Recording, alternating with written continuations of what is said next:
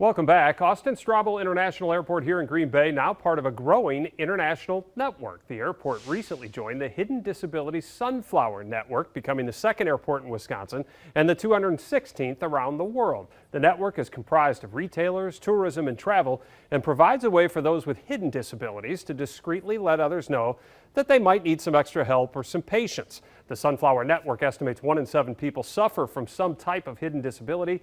To learn more, we visited the airport this morning. And we are here with Rachel Engler. She is the Assistant Director at Austin Straubel Airport. So let's start with these. We're both holding one of these. Yep. What does this signify, and then how would passengers obtain it once they arrive here at the airport? Yeah, so the Hidden Disability Network has the Sunflower program, in which sunflower lanyards are available to individuals with hidden disabilities. Hidden disabilities can be anything. Learning disabilities, anxiety, hearing, vision impairment, really anything that you can't physically see. Yeah. It could even be people that have had surgery with limited mobility that maybe have a hard time getting around.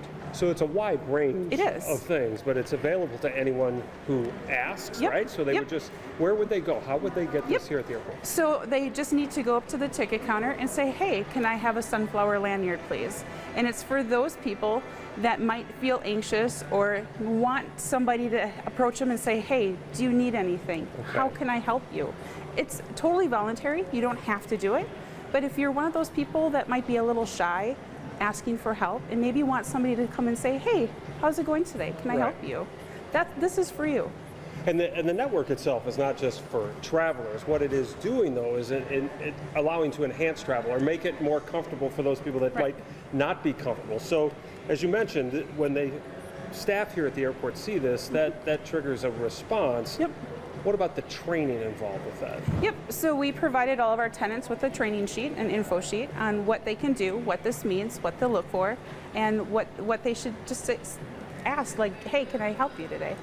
You know, maybe it's a little bit more patience and it's describing directions, or maybe saying something a little bit different, maybe waiting for them to speak, listening a little bit longer. Maybe it takes somebody a while to say something and they might be a little shy.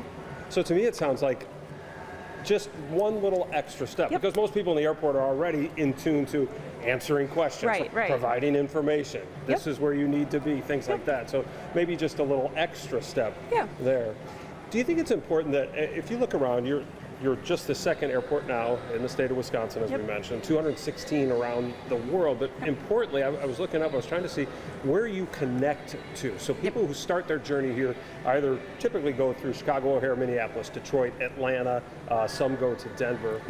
All but one of those, and that being Chicago O'Hare, are part of this network. So you're really a first step for people who may not want to deal with it in this huge, busy airports. Does that put a little more importance on your training and your staff being able to recognize it and make sure people get these if they want? You know, I think it does. More importantly, I want to make sure that people feel inclusive, right? Sure. They want to have that inclusivity of making sure that they can travel, and maybe there's that anxiety of traveling and how do I do that? What happens if I'm lost or I need help, but I'm a little shy and I don't want to ask somebody? How can I say, hey, I might need a question or a friendly face or a friendly smile to make me feel better, to give me more direction, or to give me that extra step that I might need. This is what that does. Right, and very important too, when if that is an issue with them and they get to those busy airports, that someone is there to help them without them having to seek it out. They see this, they go. Okay, so we see this, and we would see them at the counters where they are, but we don't see a whole lot else here at the airport because this is still very new. It is new.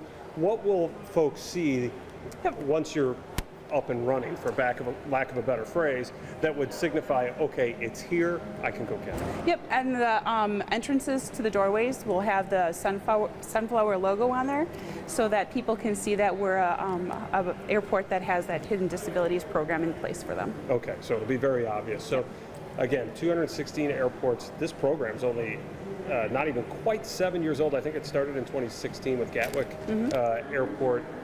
Do you think this catches on? We see it all in the travel industry. Obviously, it's elsewhere too, but do you think it's going to catch fire here? I hope so. I think it's a great way for people to have less anxiety when they travel, especially if they have one of those hidden disabilities. And again, it can be anything. Right. You know, anxiety can be crippling. People with learning disabilities might have a hard time understanding directions and how they're given. They might need to be told a different way. This just signifies that they need a little bit more patience and maybe some extra, extra time or anything else. I think it's important to ask this question too, because as you said, it could be anything.